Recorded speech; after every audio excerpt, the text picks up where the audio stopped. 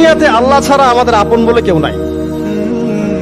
আপনি যাকে আপন মনে করেন না কেন, আমাদের সম্পর্ক আছে বাবার সাথে, মায়ের সাথে, স্ত্রী সন্তানদের সবার সাথে, আমাদের হক আছে, অধিকার আছে, সব ঠিক আছে। বিশ্বাস করেন আল্লাহ ছাড়া আপন বলে আপনার কেউ নাই। এই যে গার্লফ্রেন্ডকে আপন মনে হয়, এরা আপন না। স্ত্রী সন্তানদেরকে খুব আপন মনে হয়, আপনার মৃত্যুর পর 40 দিন সময় লাগবে না সব ভুলে যেতে। পিতা মাতা ভাই বোন সবাইকে আপন মনে হচ্ছে। পিতা মাতার স্থান বাবা মার পরে, আল্লাহ রসুলের পরে, সেটা ঠিক আছে। আপন আল্লাহ ছাড়া তারা নন। আপনি তাদের মনোপুত ভাবে নিজে প্রতিষ্ঠিত হতে পারবেন না, তারা আপনাকে চিনবে না।